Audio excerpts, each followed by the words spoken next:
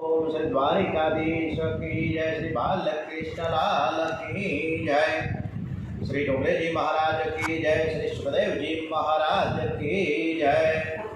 ओम श्री गम गणपते नमो नमः। वक्रतुंड महाकाय सूर्यकोटि समप्रभ निर्विघ्नं कुरु मे देव सर्वकार्येषु सदा सर्वदा। सौनु करो कल्याण हे दयाळु प्रभु, सौनु करो कल्याण। ओम श्री हनुमान जी महाराज की जय, श्री रामचंद्र भगवान की जय, श्री गायत्री मात की जय। श्री भागवत श्री कृष्ण कन्याना प्रथम एवा वैष्णव होय तेवा श्री सोमनाथ महादेव की जय। ओम नमो भगवते वासुदेवाय। ओम श्री भागवत भगवान जी महाराज की जय। ओम श्री जगन्नाथ जी महाराज की जय। आज देव पोढ़ी एकादशी है 11। आज भगवान शयन करवा जाए छे।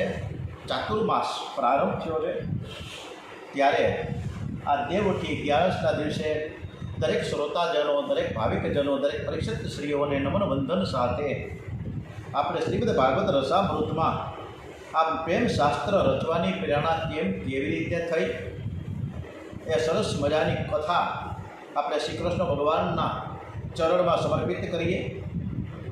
આજે 6 જુલાઈ છે, રવિવારનો દિવસ 11। શ્રી કૃષ્ણ પરમાત્મા આપણી આજે સરસ મજાની કથા છે એ સાંભળે છે એવા ભાવ સાથે શૌનક મુનિએ સૂતજીને પ્રશ્ન કર્યો છે કે અમને બહુ જ આશ્ચર્ય થાય છે। શું આશ્ચર્ય થયું છે શૌનક મુનિને પણ આશ્ચર્ય થયું છે કે સુખદેવજીને ભાગવત ભણવાની જરૂર જ શું હતી? જેને પરમાત્માનો અનહદ આનંદ જ મળ્યો છે એને કોઈ અપેક્ષા તો છે જ નહીં, છતાં પણ સુખદેવજી મહારાજ ભાગવત ભણવા કેમ બેઠા? અશાંતિનો જન્મ ડોંગરેજી મહારાજે આપણને જણાવ્યું કે અશાંતિનો જન્મ છે ને અપેક્ષાથી થાય છે। જ્ઞાની મહાપુરુષો પરમાત્માનો આનંદ મેળવે છે, એમને કોઈ અપેક્ષા હોતી જ નથી। એનું ધ્યાન છે ને પરમાત્માના ચરણમાંથી એક શરણ પણ હટતું નથી। જ્ઞાન વૃત્તેન મૃતૃપ્તસ્ય નિત્યયુક્તસ્ય યોગિનઃ નૈવાસ્તે કિંચિત કર્તવ્યમ અસ્થિતિ ન તત્વવિતો।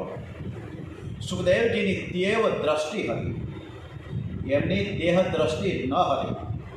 દેહ દ્રષ્ટિ રાખે ત્યાં સુધી દુઃખ છે। સુખદેવજી સ્નાન કરતી અપ્સરાઓ પાસેથી પસાર થયા, છતાં નિર્વિકાર છે।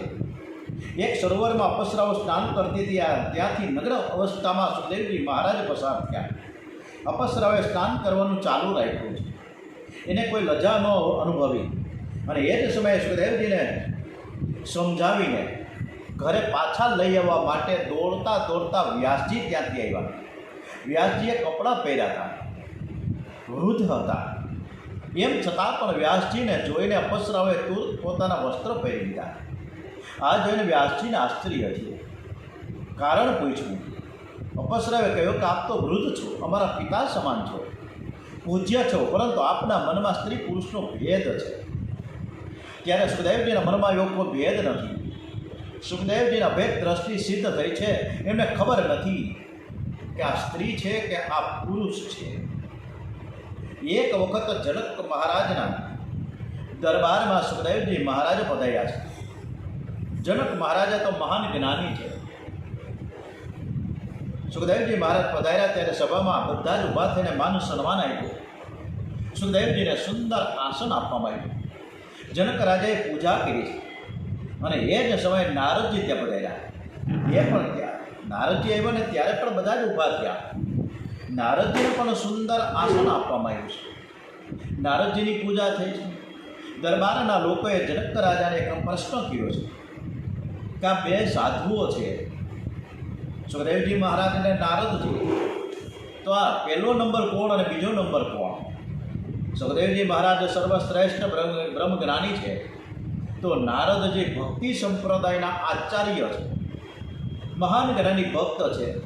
જનક રાજાએ કહ્યું કે બંને શ્રેષ્ઠ છે. દરબારીએ કહ્યું કે ના, અમે જાણવા માંગીએ છીએ કે ખરેખર પહેલો નંબર કોનો આવે અને બીજો નંબર કોનો આવે. જનક રાજા બરાબર જવાબ ન આપી શક્યા. કોને હું બીજો નંબર આપું કે કોને હું પહેલો નંબર આપું. જનક રાજાના પત્ની સુનૈના એ સરસ મજાની બુદ્ધિશાળી મહારાણી સુનૈનાજીએ કહ્યું કે આ બે સાધુઓ એક રાત જો મારા રાજમહેલમાં, મારા ભવનમાં રાખવામાં આવે તો આવતીકાલે હું એમનો જવાબ આપી શકું કે પહેલો નંબર કોનો આવે ને બીજો નંબર કોનો આવે. બંને સંતોને પ્રાર્થના કરી છે કે રાણીના રાજમહેલમાં આપણો ઉતારો છે. રાત્રિના સમયે સુખદેવજી મહારાજ શાંતિથી ધ્યાન કરે છે. હરે કૃષ્ણ હરે કૃષ્ણ કૃષ્ણ કૃષ્ણ હરે હરે. નારદજી પણ ધ્યાન કરે છે. નારાયણ નારાયણ નારાયણ કરે છે. સુનૈના રાણી શૃંગાર કરીને આવ્યા છે. નારદજીને થોડી ખબર પડી. નારદજી થોડાક દૂર જાય છે. સુખદેવજીની બ્રહ્માકાર વૃત્તિ સ્થિર હતી. સુનૈના મહારાણી આવે છે. સુખદેવજી મહારાજને ખબર નથી કે હું પુરુષ છું અને એ સ્ત્રી છે, અને ભાન નથી કે આ જગતમાં સ્ત્રી હોય છે કે નથી. જ્ઞાન અને ભક્તિ જ્યારે અતિશય વધે છે ત્યારે જગત રહેતું નથી, પરમાત્મા જ રહે છે. સુનૈના રાણીએ નિર્ણય આપ્યો કે સુખદેવજીનો નંબર પ્રથમ છે, નારદજીનો નંબર દ્વિતીય છે. હજી નારદજીને થોડી ખબર પડે છે કે આ સ્ત્રી છે અને હું પુરુષ છું. સ્ત્રી પુરુષનો ભેદભાવ મનમાં છે. સુખદેવજીની આંખમાં એ મનમાં આવો કોઈ ભેદભાવ જ નથી. સ્ત્રી પૂ વિદા ન તું સત્યશ્ચ વિક્ત દ્રષ્ટો. શૌનકજી પૂછે છે કે આવા સુખદેવજી મહારાજ ભાગવત બનવા કેમ બેઠા? એ પૂર્ણ નિરપેક્ષ છે, આનંદમય છે. સુખદેવજી ભાગવતનું અધ્યયન કરે પણ તે પરીક્ષિત રાજાને ઘરે કથા કરવા કેમ ગયા? રાજાના ઘેર તો ન જાય ને, અને જાય તો એને કોટલા બાંધીને ઘરે લઈ જ જવાનું હોય, કારણ કે કેટલી બધી ભેટ સોગાદો આવે. જેને લંગોટીની પણ જરૂર નથી, જેને આંખ ઊંચી કરીને કોઈના સામું જોવાની ઈચ્છા નથી, એવા સુખદેવજીને રાજાને ઘેર કથા કરવાથી લાભ શું? અમને તો શંકા થાય છે. સુખદેવજી એમને કથા કેવી રીતે સંભળાવી? વ્યાસજીએ ભાગવતની રચના કેમ કરી?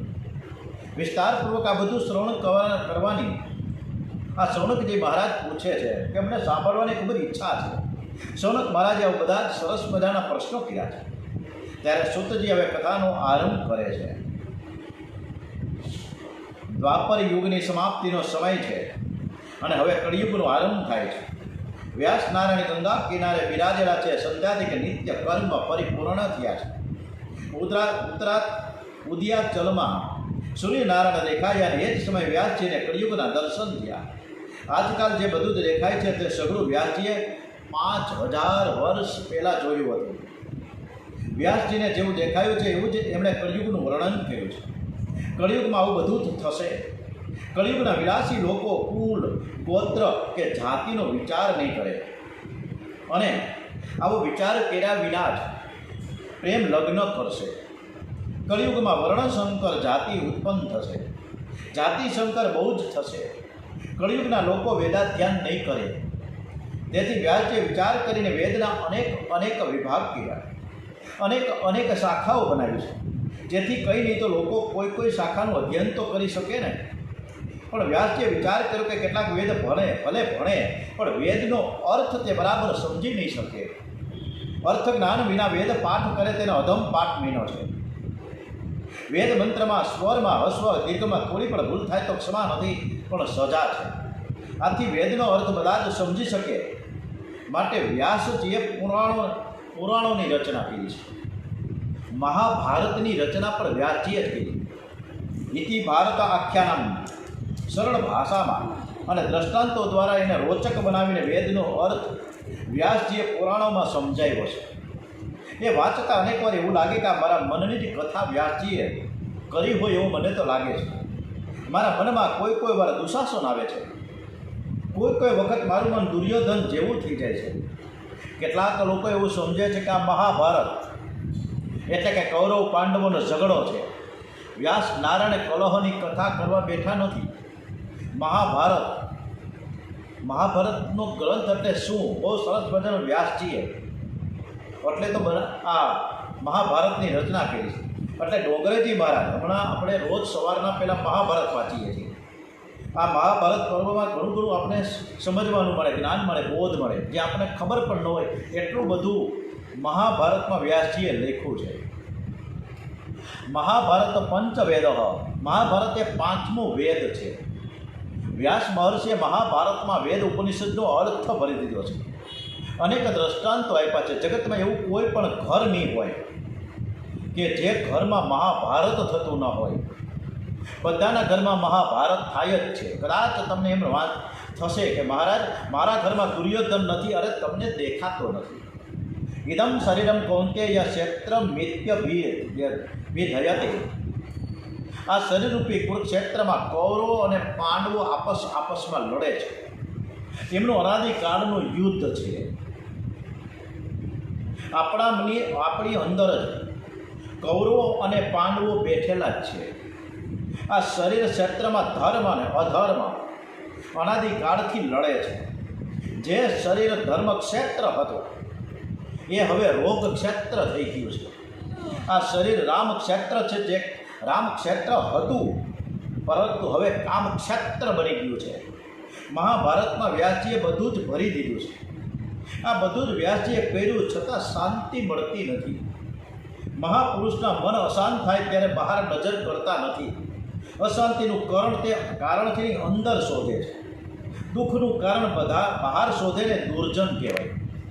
તમને દુઃખ આપનારા જગતમાં કોઈ નથી. તમને દુઃખ આપનાર તો તમારા મનમાં અંદર છુપાયો છે. દુઃખ આપનારી કામ છે. મનમાં રહેલું અભિમાન છે એ દુઃખ આપે છે. દુઃખનું કારણ છે એ અજ્ઞાન છે. સમજણમાં બહુ સુખ છે અને અજ્ઞાનમાં બહુ દુઃખ છે. વ્યાસ નારાયણનું મન અશાંત થયું ત્યારે તે અંદર નજર કરે છે, મારો શત્રુ મનમાં છે, બહાર કોઈ નથી. મારી કંઈક ભૂલ થાય છે, મારા હાથે કંઈક પાપ થયો છે. આ વ્યાસજી આટલા બધા જ્ઞાની, આટલા વેદોની રચનાઓ કરી છતાં પણ એમ કહે છે કે મારા હાથે પાપ થયું હોય એવું મને લાગે છે. મારું મન આજે અશાંત કેમ છે? મેં મારા માતા પિતાની સેવા બહુ કરી છે. મારી માએ મારા માથે હાથ રાખ્યો, મને ખૂબ ખૂબ આશીર્વાદ આપ્યા છે. જેને માતા પિતાના હૃદયના આશીર્વાદ મળે છે તેને શાંતિ છે, અને જેને માતા પિતાના આશીર્વાદ નથી તે કોઈ ભણેલો હોય. આ વ્યાસજીના માતા છે સત્યવતી છે.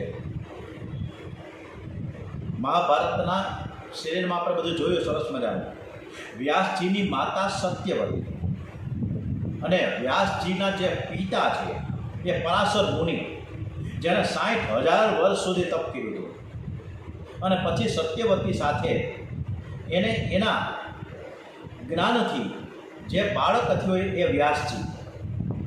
અને છતાંય પણ પરાશર મુનિએ એવું કીધું કે તમે બ્રહ્મચારી છો, લગ્ન થશે પછી જ તમે ગ્રહસ્થ જીવન માંડી શકશો, ભલે તમારો પુત્ર વ્યાસજી હોય. આટલી બધી પરાશર મુનિની તપશ્ચર્યા હતી.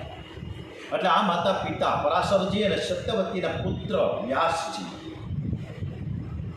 જેને માતા પિતાના હૃદયના આશીર્વાદ મળે છે તેને શાંતિ છે. જેને માતા પિતાના આશીર્વાદ નથી તે કોઈ ભણેલો હોય, મોટો અધિકારી હોય, બહુ પૈસા કમાતો હોય, પણ એને શાંતિ નથી.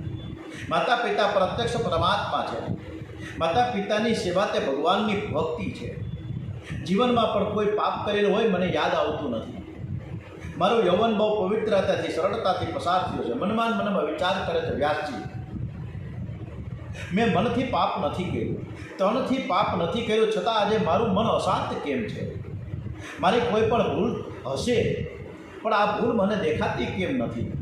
મારા ઘરમાં કોઈ સંત પધારે તો તેમના સત્સંગમાં મને દોષોનું ભાન થાય. માનવમાં ઘણા બધા દુર્ગુણો હોય છે, પણ માનવને પોતાના દુર્ગુણ, આ બધા જ દુર્ગુણ હોય પણ છતાં એને સદગુણ જેવા લાગે છે. એને બીજાના દોષ દેખાય છે પણ પોતાના દોષો દેખાતા નથી. વ્યાસ નારાયણને સંત દર્શન સત્સંગ કરવાની ભાવના જાગી છે. અને એ જ સમયે પરમાત્માની પ્રેરણાથી દેવર્ષિ નારદ ત્યાં પધાર્યા છે. નારદજીને જોઈ વ્યાસ મહર્ષિને ખૂબ ખૂબ આનંદ થયો. વ્યાસ નારાયણ ઉઠીને ઊભા થયા. એમણે નારદજીનું સ્વાગત કર્યું છે. નારદજીને સુંદર આસન આપ્યું. નારદજી વ્યાસ મહર્ષિને કુશળ સમાચાર પૂછે છે કે શરીર તો તમારું સારું છે ને, કેમ છો એવું નથી પૂછ્યું, કે તમારું શરીર તો સારું છે ને, તમારા મનને શાંતિ તો છે ને, સંસારનું કોઈ પણ સુખ જેને મીઠું લાગે છે, સંસારના પદાર્થો સાથે જે બહુ પ્રેમ કરે છે, એનું મન અને તન અશાંત રહે છે. સંતોને સર્વકાળે કુશળ હોય છે. પરમાત્મા સાથે જે પ્રેમ કરે છે તેને સર્વકાળ કુશળ જ છે. વ્યાસ મહર્ષિ બે હાથ જોડે છે નારદજીને. પરમાત્માની કૃપાથી તમારા જેવા સંતોની દયા છે, બધું જ સારું છે.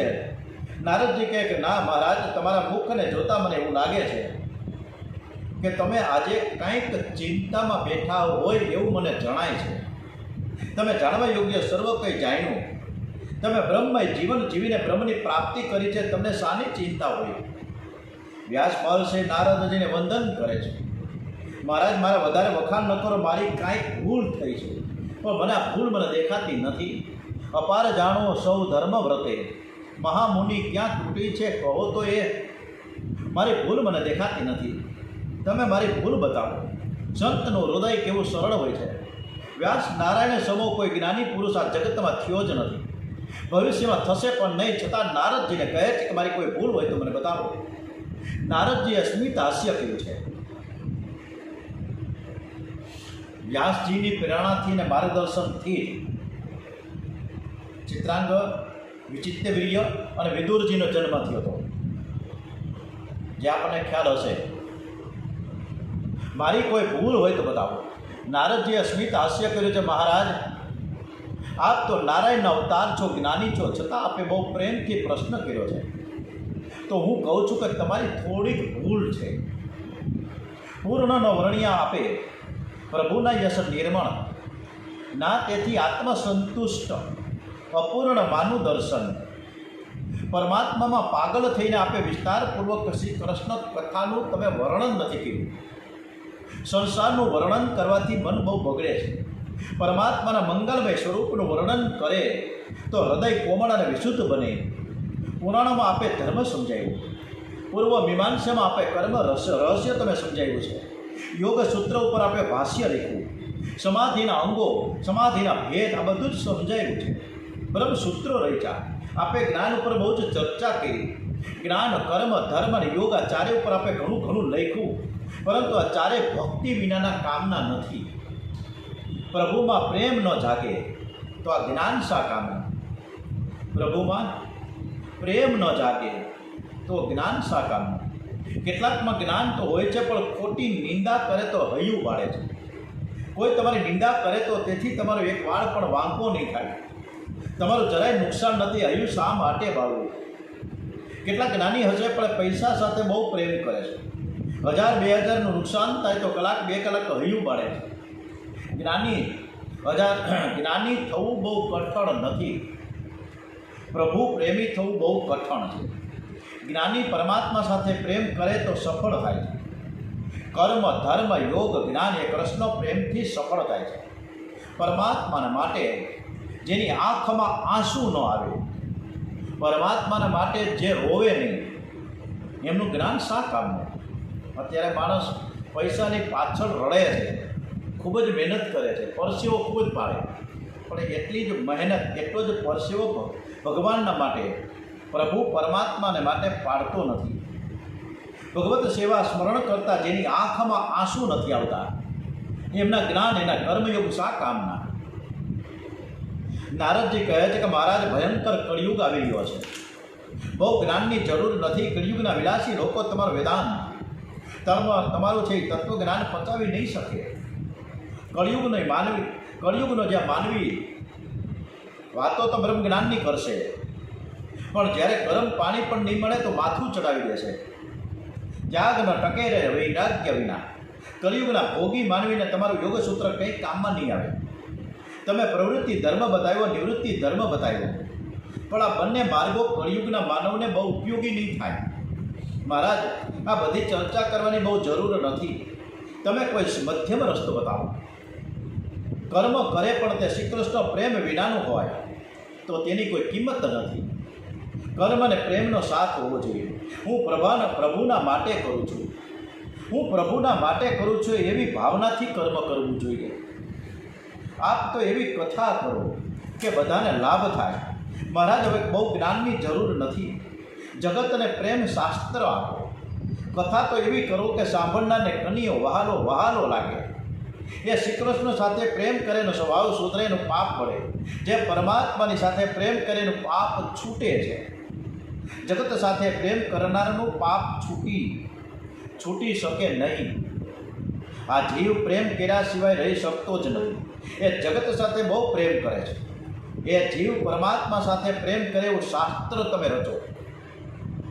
જગતનું, આ જીવનું કલ્યાણ કરવા માટે તમારો અવતાર છે. તમારું અવતાર કાર્ય હજુ સિદ્ધ નથી થયું, તેથી મન શાંત છે. તમે શ્રી કૃષ્ણ કથા કરો. શ્રી કૃષ્ણ પ્રેમ સ્વરૂપ છે. શ્રી કૃષ્ણની બધી જ લીલા પ્રેમથી ભરેલી છે. શ્રી કૃષ્ણ લીલાનો આરંભ છે ને પૂતના ચરિત્રથી થયો, અને શ્રી કૃષ્ણ લીલાની જે સમાપ્તિ થઈ ને એ પાર્થીના બાણથી થઈ છે. જરા પાર્થી બાણ મારે છે. શ્રીધર સ્વામીએ આ બાબતે ખૂબ સરસ મજાનું લખ્યું કે જરા પાર્થીનું બાણ શ્રી કૃષ્ણને વાગ્યું જ નથી. જરા એટલે વૃદ્ધાવસ્થા. વૃદ્ધાવસ્થા ભોગીને બાણ મારે છે. ભોગીને વૃદ્ધાવસ્થા વળગે છે. શ્રી કૃષ્ણ તો બ્રહ્મચારી છે. આત્મા રામ અચ્યુત. આ બધા વિશેષણોનો સિદ્ધ થાય છે કે શ્રી કૃષ્ણને કામનો સ્પર્શ નથી. સૂર્ય પાસે અંધકાર ન જઈ શકે. પરમાત્મા શ્રી કૃષ્ણ પાસે કામ ન આવી શકે. શ્રી કૃષ્ણની સેવા પૂજા સ્મરણ બરાબર કરે તેને કામ અડકી ન શકે. એ સ્વયં ભગવાન શ્રી કૃષ્ણ પાસે કામ તો કેવી રીતે આવી શકે? ભોગીને જરા પાર્થીનું બાણ વાગે છે, પણ શ્રી કૃષ્ણ તો મહાન યોગી છે. જરા પાર્થીનું બાણ એને વાગ્યું જ નથી, પણ પ્રભુએ લીલા કરી. જરા પાર્થી બાણ મારે છે અને પાછળથી જરાને પસ્તાવો થાય છે. એ વંદન કરે છે, ક્ષમા માંગે છે. પ્રભુ કહે છે તારું કલ્યાણ થશે, તને હું મુક્તિ આપીશ. પાર્થીને અક્કલ બહુ ઓછી હતી. એને કહ્યું કે તમે મને મુક્તિ આપશો તો મારો ઉદ્ધાર થશે, પણ મારા બાળકોનું શું? કેવટે પણ એટલું જ કીધું કે હું તમારી એકની થોડી સેવા કરું. મારે તમારા ચરણ પખાડવા છે, પણ મારો આખો પરિવાર તમારા ચરણ પખાડે. એવી રીતે જરાએ પણ કીધું કે મારા બાળકોનું શું? આદિવાસી હતા. જરા પાર્થી છે ને આદિવાસી. ઘરમાં મારા છોકરા ભૂખ્યા છે, હું એમના માટે શિકાર તો કરવા નીકળો છું. આ જરા પાર્થીને વાત તમને કદાચ ખ્યાલ હશે કે આગલા જન્મમાં એ વાલી હતો, કારણ કે રામજીએ એને બાણ માર્યું હતું. એટલે એ વાલીથી જરા પાર્થી થઈને બીજા જન્મમાં અવતર્યો અને શ્રી કૃષ્ણને બાણ માર્યું. એટલે કર્મના ફળ જ્યારે પરમાત્માને મળતા હોય તો આપણે તો કઈ વિષાદમાં છીએ. પ્રભુ કહે છે કે લોકો મને જે ભેટ ધરે છે, બહુ સમજવા જેવું છે. આ જરા પાર્થીને પ્રભુ એમ કહે છે, કૃષ્ણ ભગવાન કહે છે. આજે 11 છે અને આજે 11ના દિવસે આપણે ભગવાન શ્રી જગન્નાથજીના દર્શન કરવા જઈ રહ્યા છીએ. હમણાં કથા આવશે. પ્રભુ કહે છે કે લોકો મને જે ભેટ ધરે છે તે હું તારા બાળકોને આપીશ, તારા બાળકોનું પોષણ કરીશ.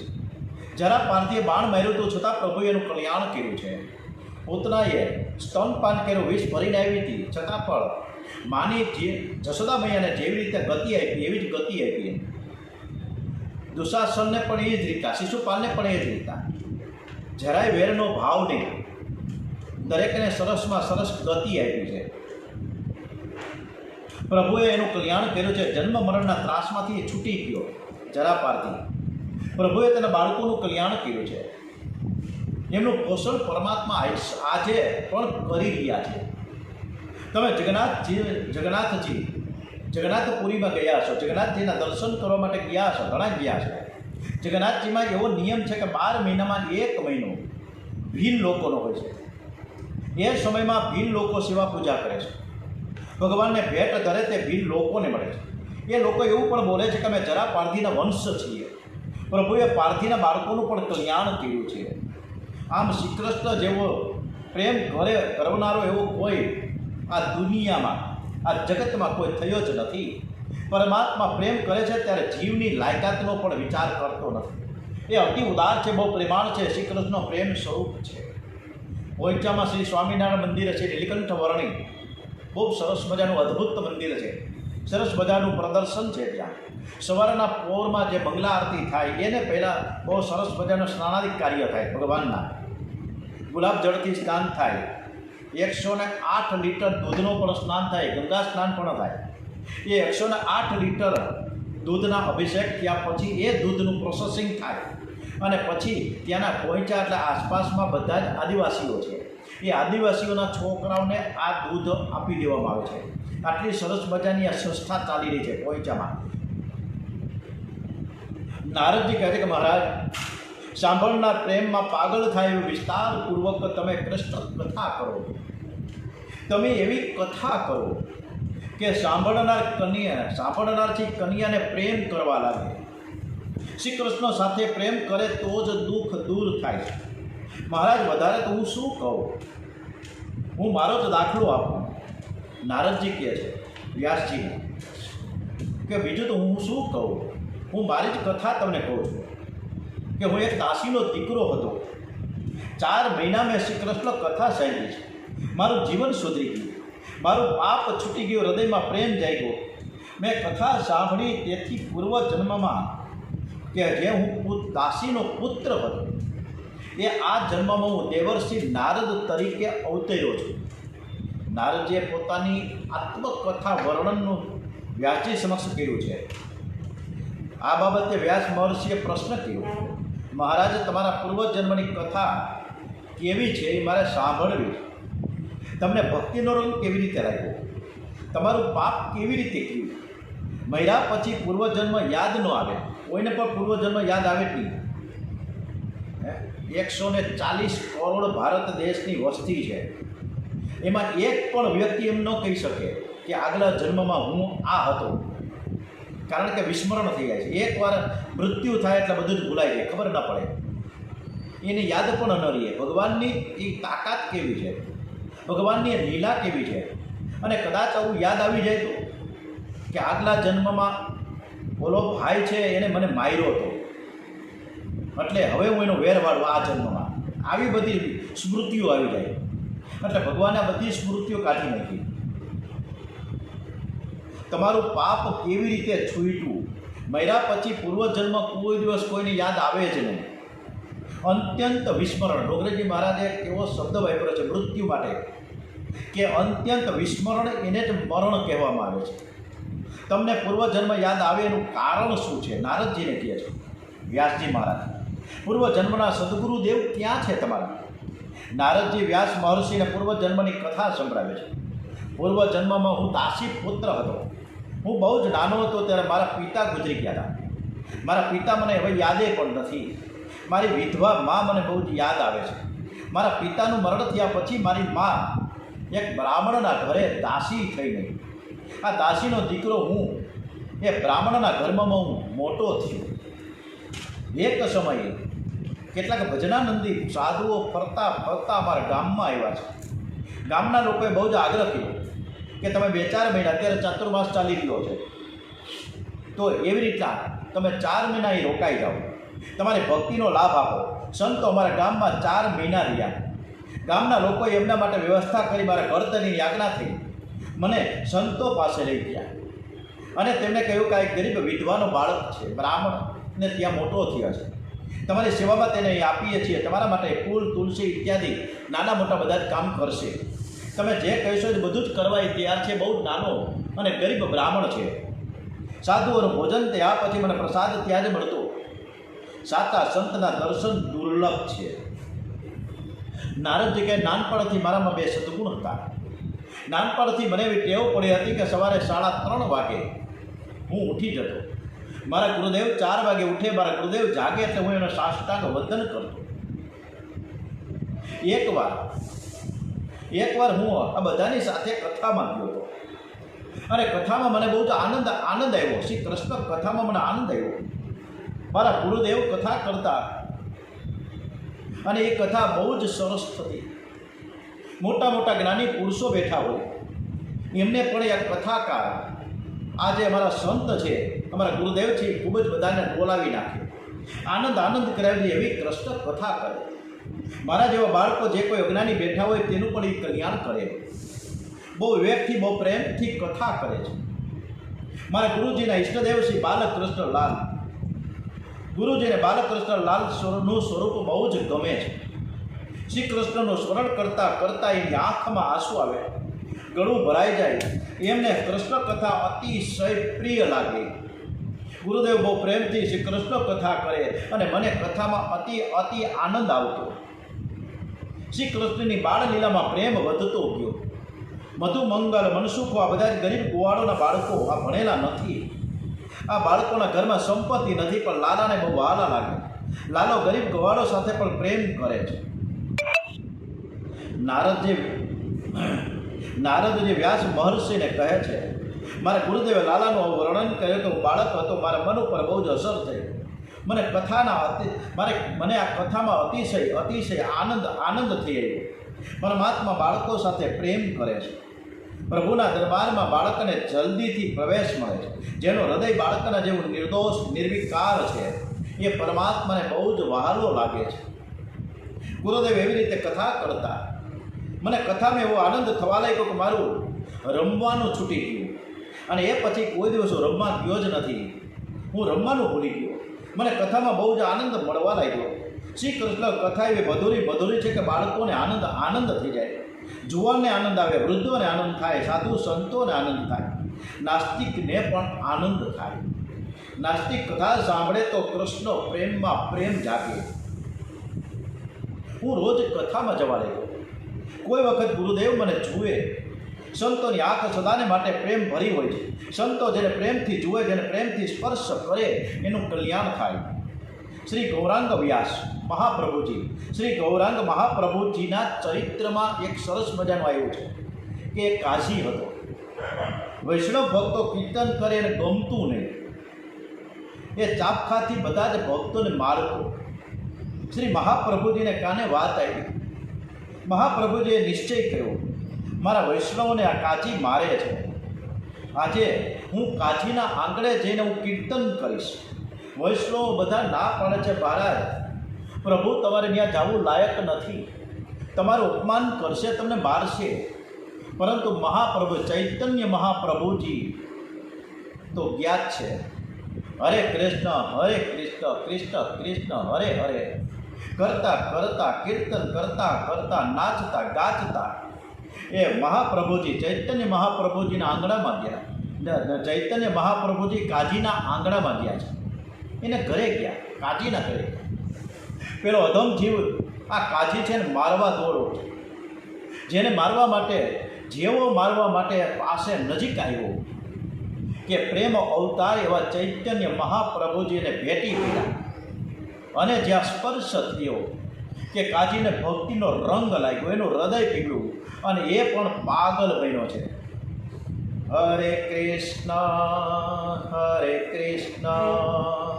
કૃષ્ણ કૃષ્ણ હરે હરે હરે રામ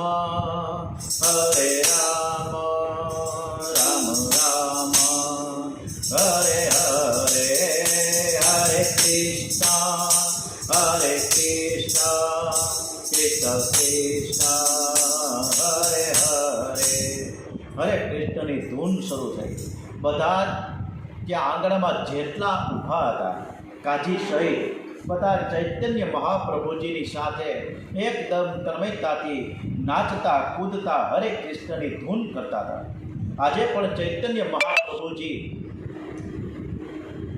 જે ઇસ્કોનના સંસ્થાપક એવા પ્રભુ પાદશ્રી અને એના જે આ પ્રભુ છે ચૈતન્ય મહાપ્રભુજી, આજે પણ ઇસ્કોનમાં હરે કૃષ્ણની ધૂન સાથે આજે એના બધા જ અનુયાયીઓ ખૂબ સરસ મજાનું આમાં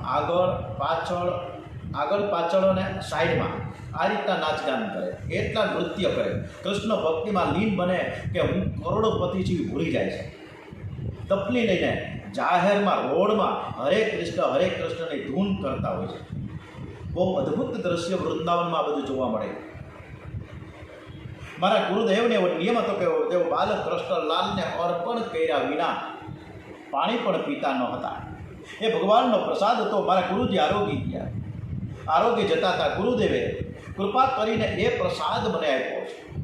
મહારાજ તમને હું શું કહું, એ પ્રસાદ ખાધા પછી મને નવું જીવન મળ્યું.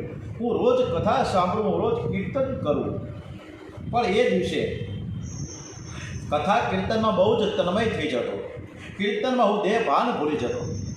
મને પ્રભુના સ્વરૂપનો થોડો અનુભવ થયો. આનંદમાં હું ખૂબ જ નાચ્યો. 4 મહિના મેં સતત સેવા કરી છે ગુરુદેવની. કૃષ્ણ કથા સાંભળી. ધીરે ધીરે પ્રભુમાં પ્રેમ જાગવા લાગ્યો. પ્રેમ જાગે તો જ પાપ છૂટે. પ્રેમ કર્યા વિના કોઈ જીવ રહી શકતો જ નથી. આ જીવ જગત સાથે પ્રેમ કરે છે, પરંતુ પરમાત્માની સાથે પ્રેમ નથી કરતો. ગુરુદેવે કૃપા કરી મને ભજનમાં, કીર્તનમાં ધીરે ધીરે તન્મયતા થવા લાગી. આનંદ આવવા લાગ્યો છે. તન્મયતા વધવા લાગી. જે રીતે મીરાબાઈને પણ એક તન્મયતા હતી, પરંતુ એક વખત મીરાબાઈ ખૂબ જ કંટાળી ગયા છે. મીરાબાઈ લોકો બહુ જ ત્રાસ આપતા હતા. મીરાબાઈને સહન કરવાની એક હદ આવી ગઈ. જ્યારે મીરાબાઈએ બધું જ સહન કર્યું, પણ પછી સહન શક્તિની એક મર્યાદા આવી ગઈ. એટલે બહુ જ અકળાઈ ગયા છે. અને અકળાઈ ગયા એટલે ચિત્રકૂટમાં તુલસીદાસજી મહારાજ બિરાજેલા હતા. મીરાબાઈએ તુલસીદાસજીને એક પત્ર લખ્યો કે હું 3 વર્ષની હતી ત્યારથી હું ગિરધર ગોપાલની સાથે આસક્ત છું. મારો ભગવાન કૃષ્ણ છે. મેરે તો गिरधर गोपाल दूसरा न कोई. મારી ઈચ્છા નહોતી છતાં લગ્ન કર્યા. હું એક રાજાની રાણી છું. આ રાજમહેલમાં વિલાસી જીવન મને ગમતું નથી. હું પતિને પરમાત્મા માનું છું. વ્યવહારની મર્યાદા રાખીને ભક્તિ કરું છું, છતાં લોકો મને ત્રાસ આપે છે. હું શું કરું? તુલસીદાસજી મહારાજે પત્રનો એવો જવાબ આપ્યો છે મીરાબાઈને કે બેટા, સોનાની કસોટી થાય છે, પિત્તળની કસોટી ક્યારે થાય જ નહીં. મનને તું સમજાવ કે કનીઓ તારી કસોટી કરે છે. ધીરજ ધર. જેને શ્રી સીતારામ વહાલા ન લાગે, જેને શ્રી કૃષ્ણમાં પ્રેમ નથી, એવા જીવને દૂરથી તું વંદન કર. વૈષ્ણવો વેર કરતા નથી, ઉપેક્ષા કરે છે. જાકે પ્રિય ન રામ વૈદેહી, તજીએ તાહી કોટી બૈરી, સમજ જદ્યપી પરમ સનેહી. જેને સીતારામ વહાલો ન લાગે, જેને રામમાં પ્રેમ નથી, એવાનો તું સંગ છોડી દે. મીરાબાઈએ પત્ર વાંચ્યો, મેવાડનો ત્યાગ કરી દીધો. શ્રી ધામ વૃંદાવનમાં જઈને રહ્યા છે. ઇતિહાસ તો એમ કહે છે કે મીરાબાઈએ જ્યારથી મેવાડ છોડ્યું અને ત્યારથી મેવાડ દેશ બહુ દુઃખી થઈ ગયો. યવનોનું આક્રમણ થયું. મીરાબાઈ બિરાજતા હતા ત્યાં સુધી મેવાડ દેશ બહુ જ સુખી હતો, અને પછી એનું ધનોત્પણોત નીકળી ગયું. મેવાડમાં દુઃખી થઈ ગયો.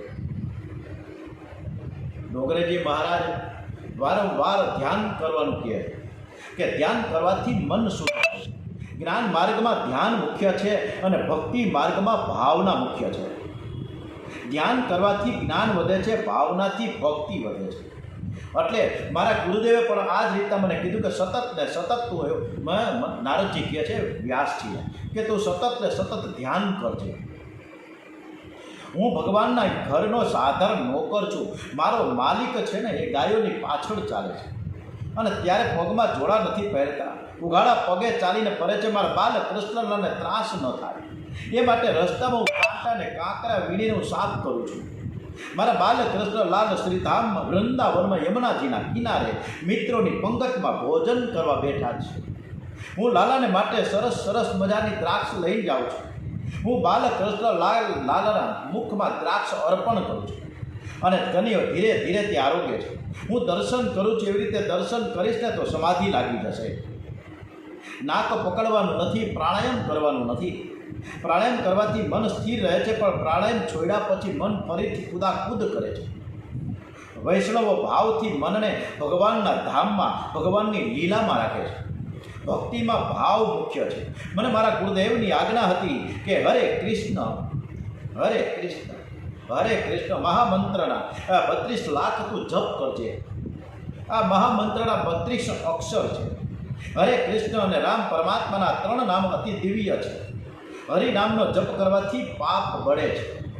શ્રી કૃષ્ણ શ્રી કૃષ્ણ શ્રી કૃષ્ણ પ્રેમથી બોલી લાલાને તું કહેજે. મારા મનને તમે પ્રેમથી ખેંચી લેજો. મારું મન વિના કારણ સંસારમાં બહુ જ રખડે છે. મારા મનને હું સાચવી નથી શકતો. મારા મનનું આકર્ષણ તમે કરો. વિભુ વંદુ વાસુદેવ ભગવાન ધ્યાન હું ધરું. પ્રદ્યુમ્ન તે અનિરુદ્ધ સંકર્ષણ પ્રભુ નમું. શ્રી કૃષ્ણની આકર્ષણ શક્તિ પણ બહુ જ દિવ્ય છે.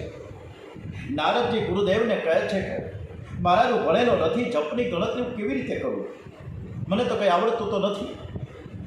હું ભણવા જ નથી ગયો તો મારે 32 લાખ જપ તમે કીધા તમારા ગણવા કેમ? ગુરુદેવે કહ્યું કે બેટા, જપ કરવાનું કામ તારું છે અને ગણતરી રાખવાનું કામ ભગવાનનું છે. તું ભગવાનને એ કામ સોંપી દેજે. બહુ પ્રેમથી તારે ફક્ત ભગવાનના નામનો જપ કરવાનો છે, ગણતરી નથી રાખવાની. પરમાત્માનું તું સ્મરણ કર. શ્રી બાલકૃષ્ણલાલ જેની પાછળ પાછળ ચાલે છે, કે જે ભક્તિ કરે છે, ભક્તની પાછળ પાછળ ચાલવાની લાલાને ટેવ પડી છે. તમે ખૂબ જપ કરો, એમાં ગણતરી નહીં રાખતા. અને જો ગણતરી રાખશો તો આપણને બીજાને કહેવાનું મન થશે કે હું 27 માળા રોજની કરું છું, હું ઓમ નમઃ શિવાયના પાઠ કરું છું, હું ગાયત્રી ચાલીસા કરું છું, હું 27 હનુમાન ચાલીસાના પાઠ, હું સુંદરકાંડ કરું છું શનિવારે. આવું બધું આપણે કહેતા ફરીએ. એટલે ગણતરી રાખવાની નથી. આજ સુધી તમે કેટલું ખાધું? આજ સુધી તમે કેટલું ખાધું? કેટલા ઢોકળા ખાધા, કેટલા ભજીયા ખાધા, કેટલું ફરસાણ ખાધું? હિસાબ કરીએ તો 60 વર્ષની ઉંમરમાં ઓછામાં ઓછા 50 કિલો કે 100 કિલો ફરસાણ આપણે આપણા પેટમાં પધરાઈ હોય છે. એ તો કોઈ ગણતરી કરતું નથી, પણ માળાની ગણતરી કરવા બેસી છે કે તેની માળા કરી કે 5 માળા કરી. એક ભાઈ અમને એવું કહેતા હતા કે મહારાજ, મેં 3 કરોડના જપ કર્યા, હવે એની પૂર્ણાવૃત્તિ કરવાનો મને વિચાર આવે છે. તો પૂર્ણાવૃત્તિમાં મારે કરવું શું, કેવી રીતે કરવાની? કોઈ એવું પૂછવા નથી આવતો કે હું ઘણા વર્ષથી દાળ ભાત શાક રોટલી ખાઉં છું તો ક્યારે છોડું, એવું કોઈ કહેતું નથી. એની પૂર્ણાવૃત્તિ કોઈને કરવી નથી. બધાને આજે રવિવાર છે તો પૂરી ખાવી છે, 11 રહેવી નથી. અને સતત આપણે આપણો ભાવ જમવામાં હોય છે, ભગવાનમાં નથી. ભોજનની પૂર્ણાહુતિ નહીં તો ભજનની શું કામ કરીએ ભાઈ? ભજન પણ ચાલુ રાખો. ભક્તિની પૂર્ણાહુતિ કેવી રીતે થાય? જીવનમાં છેલ્લા શ્વાસ સુધી. અમારા જ એક શ્રોતાજન હતા, જે અત્યારે લાઈવ યુટ્યુબમાં ચાલુ છે, વાત કરું છું. રાજકોટમાં બેઠા બેઠા કથા લાઈવ ઘણા વર્ષથી સાંભળે છે. અને હમણાં થોડા દિવસ પહેલાં, આજે એનો 10મું દસમા ને 11 આજે છે રાજકોટ ખાતે. એ જ્યારે એને એટેક સવારના 7 વાગ્યો હોય, પણ એટેકમાં જેટલા શ્વાસ બચ્યા હતા એ શ્વાસમાં એને રામ રામ રામ એ પ્રેરણાબેન બોલતા હતા. એટલે આપણે છેલ્લા શ્વાસ સુધી પ્રભુના નામનો જપ કરીએ. મારા ગુરુદેવના ઉપદેશનું સ્મરણ રાખ્યું. 12 વર્ષ સુધી ઘરમાં રહ્યો. 3થી મેં મારી માની બહુ જ ભક્તિ કરી છે. મારી માની બહુ ભક્તિ, એની પણ ભક્તિ કરી, એની પણ મેં સેવા કરી. મનથી હું ગોકુળ વૃંદાવનમાં હતો. મંત્રનો જપ કરતાં કરતાં મેં શ્રી કૃષ્ણની ભક્તિ કરી, સેવા કરી. 32 લાખ જપ થઈ ગયા. અને પછી પ્રભુને દયા આવી. એક દિવસ એવું થયું, મારી મા સાયંકાળે દૂધ દોવા માટે ગૌશાળામાં ગઈ. અંધારામાં દેખાયું નહીં. માનો પગ નાગ ઉપર પડ્યો, સર્પદંશ થયો, માનું મરણ થયું. ત્યારે હું બહુ જાજો દુઃખી ન થયો. પ્રભુ જે કંઈ કર્યું છે બહુ સારું કર્યું છે. મેં પ્રભુ પરમાત્માનો અનુગ્રહ માન્યો છે. અનુગ્રહ મન્યમાનો. આસક્તિનો એક ધાગો હતો, મા પ્રત્યેનો, બા પ્રત્યેનો, એક માતા પ્રત્યેનો. એ ધાગો હતો, એ ભગવાનને કાપી નાખ્યો. હવે હું ભગવાનનો થયો, ભગવાન સિવાય મારે કોઈ નથી. એ આનંદમાં હું રહેતો હતો. ઘરમાં જે કંઈ હતું મેં મારી માની પાછળ વાપરી નાખ્યું. એક વસ્ત્રભર મેં ઘર છોડ્યું. મારા ગુરુદેવની કથા મેં સાંભળી. એમાં મારા ભગવાન તો નાસ્તિકનું પણ પોષણ કરે છે એવું પણ મેં સાંભળ્યું છે. હું તો ભગવાનનો છું. પશુ પક્ષીઓ પણ ખાવાની ચિંતા કરતા નથી, પશુઓ સંગ્રહ કરતા નથી. પશુ પક્ષી ભગવાનમાં વિશ્વાસ રાખે છે. જે પરમાત્માએ આજે ખાવાનું આપ્યું છે એ ભગવાન આવતીકાલે પણ મારા માટે કંઈક કરી આપશે. એક માનવ જ ખાવાની ચિંતા બહુ કરે છે. મને પ્રભુમાં વિશ્વાસ હતો. જપ કરવાનો મારો અભ્યાસ એવો દ્રઢ થતો ગયો. રસ્તે ચાલતા પણ જપ થયા કરતા. બોલતા ચાલતા, હાલતા ચાલતા બોલતા બધા જ અંદરની મારા મંત્રની ધારા તૂટતી નહીં. સ્વપ્નમાં પણ હું ભગવાનના નામનો જપ કર્યા કરતો. પરમાત્માના નામમાં જે તન્મય બને છે એને એક દિવસ પરમાત્માનું સ્વરૂપ પામે છે. સતત જપ કરે તે તન્મય થઈ શકે. પ્રભુના નામમાં મારી તન્મયતા વધતી ગઈ. 12 વર્ષમાં અનેક તીર્થોનું મેં ભ્રમણ કર્યું. મને બરાબર યાદ છે કે કોઈ દિવસ હું ક્યાંય માંગવા નથી ગયો, છતાં પણ મારા ભગવાનની એવી કૃપા હતી કે કોઈ દિવસ હું ભૂખ્યો પણ રહ્યો નથી. અને મને ભૂખ લાગે ને ભગવાન કોઈને પ્રેરણા કરે વગર માંગીએ મને ખાવાનું મળતું. એક વખત સ્વામી વિવેકાનંદ ટ્રેનમાં જઈ રહ્યા હતા અને એ ટ્રેનમાં ત્યારે 3rd ક્લાસના ડબ્બા હતા. એ ટ્રેનમાં બેઠા હતા અને ટ્રેનમાં તેની આજુબાજુમાં 3 છોકરાઓ, જુવાન છોકરાઓ હતા. સ્વામી વિવેકાનંદ પણ જુવાન જ હતા, પણ સ્વામી વિવેકાનંદે ભગવા વસ્ત્રો ધારણ કરેલા હતા. ત્યારે એને ટીકા કરતા એ છોકરાઓ, એ જુવાન છોકરાઓ એ સ્વામીને એમ કહેતા હતા કે અમારે તો હમણાં જ બહારથી હમણાં જ હોટેલેથી ખાવાનું આવી જશે, હમણાં જ અમારા ટિફિન આવી છે ચાલુ ટ્રેનમાં, તમને કોણ ટિફિન આપશે, તમને ક્યાં ખાવાનું મળશે, અમે તો તમને કંઈ દેવાના નથી, તમને કોણ ખવડાવશે. સ્વામી વિવેકાનંદે 3 છોકરાઓની સામે સ્મિત હાસ્ય કર્યું, કાંઈ બોલ્યા જ નહીં. અને ધીમે ધીમે કરતાં કરતાં આ 3 છોકરાઓ જે સ્ટેશને ઉતરવાના હતા એ જ સ્ટેશને સ્વામી વિવેકાનંદ ઉતર્યા. એ છોકરાઓએ ત્યાં જઈને એક ખૂણામાં એ ટિફિન ખોલીને જમવા બેઠા હતા. ત્યાં એની નજર સ્વામી વિવેકાનંદ ઉપર પડી, જે બાકડા ઉપર બેઠા હતા. સ્વામી વિવેકાનંદ બાકડામાં બેઠા બેઠા ધ્યાનસ્થ હતા. ત્યાં એની પાસે એક કોઈ માણસ આવીને પતરાણામાં સરસ મજાનું ભોજન પીરસ્યું કે સ્વામીજી, હું તમારા માટે મારા ઘરેથી લઈને આવ્યો છું, તમે આ પ્રસાદ આરોગો. સ્વામી વિવેકાનંદ કહ્યું, તમે કોણ છો? હું તો તમને ઓળખતો નથી. ત્યારે ઓલા છોકરાઓ એ સાંભળતા હતા કે વગર માંગીએ સ્વામી વિવેકાનંદને જે રીતે ભોજન પ્રસાદ મળી ગયો, આ દ્રઢ ભક્તિ છે.